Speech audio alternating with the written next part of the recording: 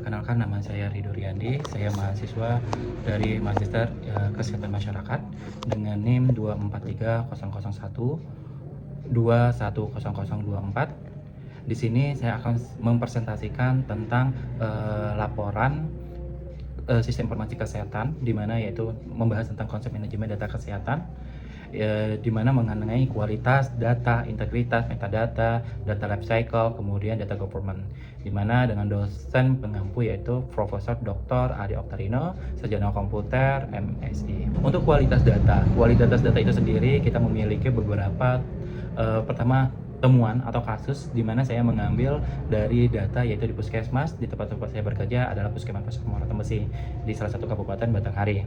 Kemudian temuan diagnosa ini atau temuan data ini kita mendapatkan bahwa adanya tidak kelengkapan dari suatu data sehingga yaitu kita sebut dengan missing data. Kemudiannya yang kedua adalah duplikasi dari pasien atau duplicate record. Kemudian yaitu konsistensi. Nah, sehingga dari temuan diagnosa itu memiliki beberapa resiko prognosis dengan prioritas sangat tinggi. Ketika terjadinya suatu resiko, dikasih pasien memiliki resiko sangat tingginya sekitar skor 20. Kemudian yaitu resiko kesalahan input itu memiliki skor 16, sehingga dampaknya adalah terjadinya suatu keselamatan pasien yang menyebabkan dan terjadinya validasi dari laporan. Kemudian kita untuk melakukan tindakan suatu rekomendasi atau terapi, maka adanya suatu kebijakan dari standarisasi dan validasi itu tersendiri.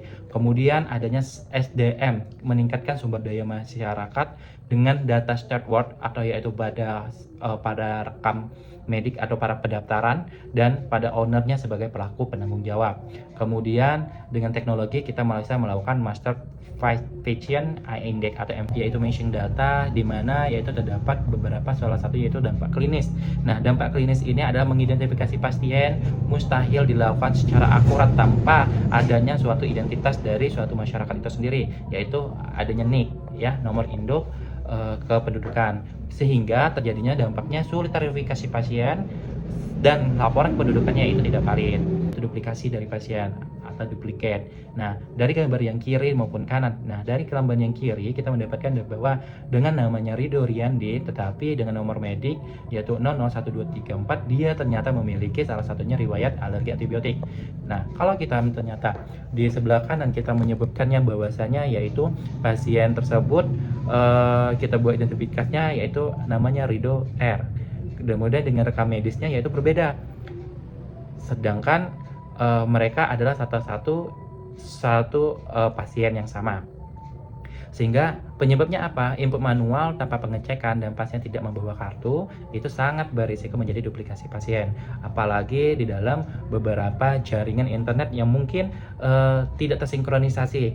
Awalnya mungkin dari inputan manual sehingga ada jaringan internet tidak terlaksana sehingga bisa pengentriannya di beberapa hari kemudian.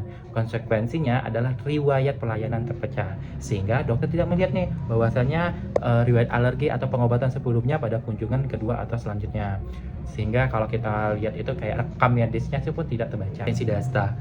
Konsistensi data dari misalnya dari pasien yaitu dengan identitas yang pertama yaitu dengan Ridho Riyandi tadi, yaitu dengan umur 30 tahun, ternyata tidak sesuai nih dengan tanggal lahirnya. Ternyata seharusnya tanggal lahirnya adalah 1 Januari 1995, tapi di suatu rekam medis recordnya yaitu terdapat di 1999, sehingga analisis kelompok umur pun menjadi bias.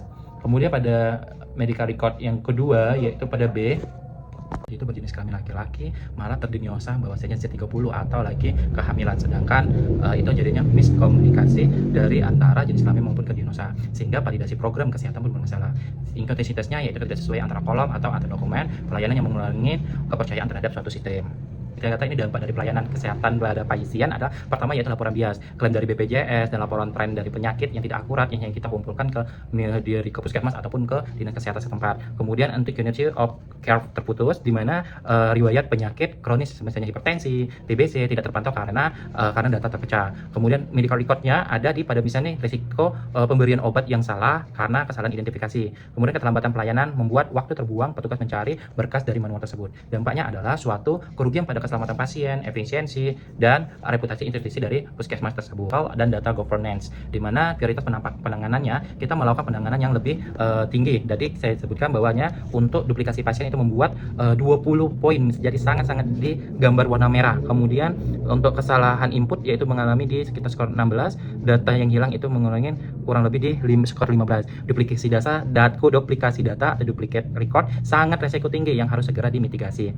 Nah, kerangka tata kelolanya ada apa? Governance framework, yaitu di mana kebijakan yaitu kebijakan dengan teknologi dan berperan membuat jadi satu kesatuan dengan terjadinya integritas data, sehingga perbaikan sistem tidak cukup hanya dengan software tetapi membutuhkan aturan yang tegas dan SDM yang sangat kompeten. Standarisasi, melakukan identifikasi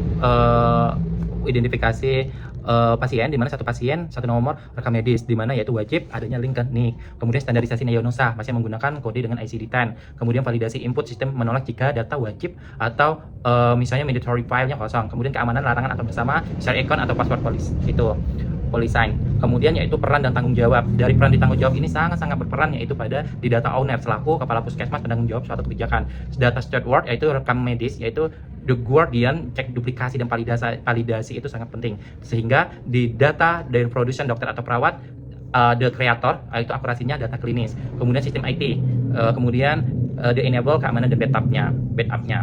Intervensi dari teknologi di mana semua kita dari otak, seperti dari brandnya pusatnya itu di Master Patient Index atau MPI, di mana dilihat dipantau dengan audit trail, black box dengan rekam perubahan data. Kita melakukan auto validation atau blokir form yang kosong, kemudian ultimate backup dan support anti data yang lost, sehingga MPI menggunakan algoritma NIK, nama, tempat tanggal lahir untuk mendeteksi pasien ganda secara otomatis. Jalan implementasinya adalah yaitu kita yang membuat prioritas satu tadi, yaitu sangat-sangat agen dengan mitigasi resiko skor 20, yaitu ada duplikasinya dari identitas pasien, maka aksinya adalah implementasi dari MPI dan validasi dari NIK. Kemudian prioritas kedua yang tadi poin dengan 16, mitigasi poin skor 12 sampai 16, yaitu di actionnya adalah suatu pelatihan dari petugasnya, kemudian penerapan dari di lapangannya bagaimana. Kemudian kalau di prioritas ketiga yaitu sustainability, mitigasi yang resikonya rendah, bawahnya adalah implementasi RBAC, kemudian actionnya adalah audit trail dan beta. Nah, ini ada dapat disimpulkan bahwa forensik atau yang sakit yang sangat rumit menyebabkan duplikasi pasien, laporan bias, dan pasien beresiko. Tapi dengan adanya future state atau yang sehat, semua data yang bagus, tidak ada duplikasi, tidak ada kesalahan dari identitas, kemudian maka terjadilah suatu single identifikasi, yaitu dari NIK, satu nama, satu identitas, kemudian laporan sangat valid, kemudian pastinya adalah pasien safety terjamin, sehingga integritas dari data bukan sekedar di masalah IT, melainkan fondasi dari suatu keselamatan pasien. Dengan segera membentuk tim data governance dan terapkan validasi dari nomor induk kependudukan. Mungkin sedikit itu yang dapat saya sampaikan. Kurang dan lebih saya mohon maaf dan saya akhiri. Wabillahi taufiq wal hidayah. Wassalamualaikum warahmatullahi wabarakatuh.